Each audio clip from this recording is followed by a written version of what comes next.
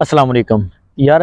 कदी भी ना दुनिया ते जेड़ी चीज़ आई है ना कदी भी फजूल नहीं हो सकती। अल्लाह पाक दी ज़ात ने इंसान बनाया ना, इंसान कोई चीज़ बनाई आ, कोई जानवर बनाए आ, जिस तरह ना मर्जी कोई जानदार चीज़ बनाई है ना कदी भी फजूल नहीं हैगी। इस चीज़ का अंदाज़ा मतलब कि इस चीज़ नूं साडा ईमान आ, मनदे आ, असीं मुसलमान आ, अलहमदुलिल्लाह साडा इस चीज़ ते ईमान आ। मैं ना लास्ट टाइम ना पाकिस्तान जा रहा ਸੀਗਾ एयरपोर्ट ਤੇ ਸੀਗਾ। ਮੈਨੂੰ ਨਾ ਪਿਆਸ ਬਹੁਤ ਜ਼ਿਆਦਾ ਲੱਗੀ ਤੇ ਮੈਂ ਨਾ 에ਅਰਪੋਰਟ ਤੋਂ ਨਾ ਪਾਣੀ ਦੀ ਇੱਕ ਛੋਟੀ ਬੋਤਲ ਨਾ ਬਾਹਰ ਜਿਹੜੀ ਆ ਮਤਲਬ 1 ਰੁਪਏ ਦੀ ਮਿਲਦੀ ਆ ਤੇ ਉਹ ਨਾ ਮੈਂ 에ਅਰਪੋਰਟ ਦੇ ਅੰਦਰੋਂ ਮਤਲਬ ਬੋਰਡਿੰਗ ਵਗੈਰਾ ਹੋ ਗਈ ਸੀ, ਵੇਟਿੰਗ ਏਰੀਆ ਦੇ ਵਿੱਚ ਜਾ ਗਿਆ ਸੀਗਾ, ਵੇਟਿੰਗ ਉੱਥੇ ਬੈਠਾ ਸੀਗਾ, ਮੈਂ ਆਪਣੀ ਫਲਾਈਟ ਦਾ ਇੰਤਜ਼ਾਰ ਕਰ ਰਿਹਾ ਤੇ ਮੈਨੂੰ ਨਾ ਪਾਣੀ ਦੀ ਤਲਬ ਹੋਈ ਤੇ ਮੈਂ ਕਿਹਾ ਯਾਰ ਮੈਂ ਨਾ ਪਾਣੀ ਦੀ ਬੋਤਲ ਲੈ ਲਵਾਂ। ਮੈਂ ਪਾਣੀ ਦੀ ਬੋਤਲ ਲੈਣ ਗਿਆ ਜਿਹੜੀ ਬਾਹਰੋਂ 1 ਰੁਪਏ ਦੀ ਮਿਲਦੀ ਸੀਗੀ ਨਾ, ਅਗਰ ਉਹੀ ਬੋਤਲ ਹੋਟਲ ਤੋਂ ਲਈਏ ਨਾ ਤੇ ਗਾਲਬਨ 2-3 ਰੁਪਏ ਦੀ ਮਿਲੇਗੀ ਔਰ ਉਹੀ ਬੋਤਲ ਮੈਂ 에ਅਰਪੋਰਟ ਦੇ ਅੰਦਰੋਂ ਲਈ ਉਹ ਮੈਨੂੰ ਮਿਲੀ ਜੀ 5 ਰੁਪਏ ਦੀ। ਤੇ ਚੀਜ਼ ਉਹੀ ਆ, ਪਾਣੀ ਉਹੀ ਆ, ਕੰਪਨੀ ਵੀ ਉਹੀ ਆ, ਹਰ ਚੀਜ਼ ਉਹੀ ਆ, ਲੇਕਿਨ ਕੀ ਆ ਸਿਰਫ ਜਗ੍ਹਾ ਬਦਲੀ ਆ। ਇਸ ਚੀਜ਼ ਨਾ ਮੈਂ ਮਤਲਬ ਬੜਾ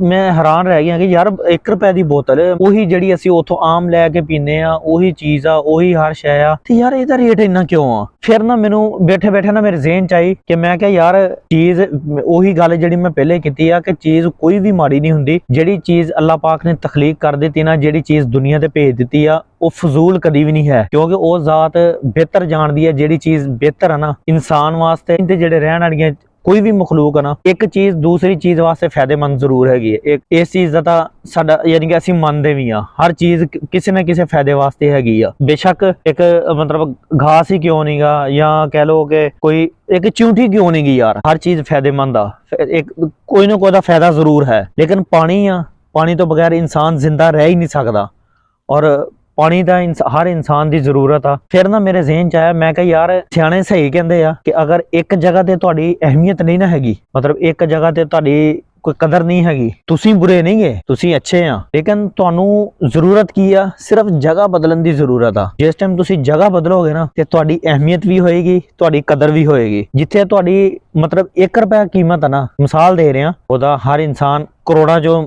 ਅੱਲਾਹ ਪਾਕ ਦੀ ਜ਼ਾਤ ਨੇ ਜਿਹੜੀ ਚੀਜ਼ ਬਣਾਤੀ ਨਾ ਉਹ ਕਰੋੜਾਂ 'ਚ ਹੀ ਆ, ਲੇਕਿਨ ਜਿਹੜੀ ਤੁਹਾਡੀ 1 ਰੁਪਈਆ ਕੀਮਤ ਆ ਨਾ, ਤੁਹਾਡੀ ਜਗ੍ਹਾ ਬਦਲਣ ਦੇ ਨਾਲ ਨਾ ਉਹ 5 ਰੁਪਈਏ ਜ਼ਰੂਰ ਹੋ ਜਾਏਗੀ।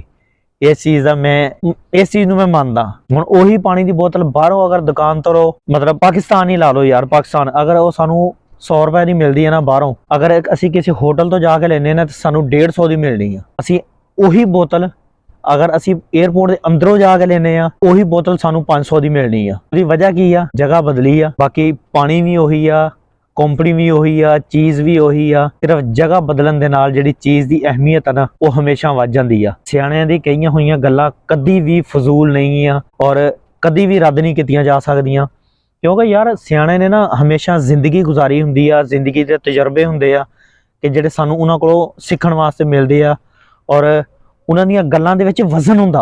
ਬਾਅਦ ਟਾਈਮ ਗੱਲ ਜਿਹੜੀ ਆਮ ਔਰ ਸਾਦਾ ਜੀ ਹੁੰਦੀ ਆ, ਲੇਕਿਨ ਸਾਡੇ ਵਰਗੇ ਜਿਹੜੇ ਨਾ ਬੇਵਕੂਫ ਲੋਕ, ਮੈਂ ਆਪਣੀ ਗੱਲ ਕਰਦਾ, ਮੈਂ ਕਦੀ ਕਿਸੇ ਦਾ ਪਾਉਂਦਾ ਹੀ ਨਹੀਂਗਾ। ਸਾਡੇ ਵਰਗੇ ਜਿਹੜੇ ਮਤਲਬ ਬੇਵਕੂਫ ਲੋਕ ਆ ਨਾ, ਉਹ ਇਸ ਚੀਜ਼ ਨੂੰ ਨਹੀਂ ਸਮਝਦੇ ਤੇ ਗੱਲ ਜਿਹੜੀ ਬੜੀ ਪਾਇਦਾਰ ਹੁੰਦੀ ਆ ਤੇ ਅਗਰ ਉਹ ਗੱਲ ਸਮਝੀ ਜਾਵੇ ਨਾ ਤੇ ਗੱਲ ਡੂੰਘੀ ਵੀ ਬੜੀ ਹੁੰਦੀ ਆ ਔਰ ਹਰ ਕਿਸੇ ਦੇ ਫਾਇਦੇ ਵਾਸਤੇ ਹੁੰਦੀ ਆ, ਕਿਉਂਕਿ ਯਾਰ ਉਹ ਸ਼ਾਰਟ ਦੇ ਵਿੱਚ ਗੱਲ ਕਹਿੰਦੇ ਆ ਔਰ ਉਹਨਾਂ ਦਾ ਤਜਰਬਾ ਬੋਲ ਰਿਹਾ ਹੁੰਦਾ। ਅਗਰ ਉਹ ਤਜਰਬੇ ਦੇ ਵਿੱਚ ਗੱਲ ਕਰਦੇ ਆ ਨਾ, ਉਹ ਗੱਲ ਦੇ ਵਿੱਚ ਵਜ਼ਨ ਜ਼ਰੂਰ ਹੁੰਦਾ ਤੇ ਉਹਨਾਂ ਦੀ ਗੱਲ ਕਦੀ ਰੱਦ ਨਹੀਂ ਕੀਤੀ ਜਾ ਸਕਦੀ, ਨਾ ਕੋਈ ਉਹਨਾਂ ਦੀ ਗੱਲ ਮਤਲਬ ਫਜ਼ੂਲ ਹੁੰਦੀ ਆ। ਉਹ ਆਪਣੀ ਗੱਲ ਦੇ ਮਤਲਬ ਉਹਨਾਂ ਦੀ ਗੱਲ 'ਚ ਵਜ਼ਨ ਜ਼ਰੂਰ ਹੁੰਦਾ। ਬਾਕੀ ਮੇਰੀ ਅੱਜ ਦੀ ਵੀਡੀਓ ਇੱਥੇ ਤੱਕ ਆ। ਅਗਰ ਵੀਡੀਓ ਅੱਛੀ ਲੱਗੇ ਤਾਂ ਲਾਈਕ ਸ਼ੇਅਰ ਜ਼ਰੂਰ ਕਰ ਦੇਣਾ, ਚੈਨਲ ਨੂੰ ਸਬਸਕ੍ਰਾਈਬ ਜ਼ਰੂਰ ਕਰਨਾ। ਮੁਹੰਮਦ ਉਸਮਾਨ ਨੂੰ ਦਿਓ ਇਜਾਜ਼ਤ।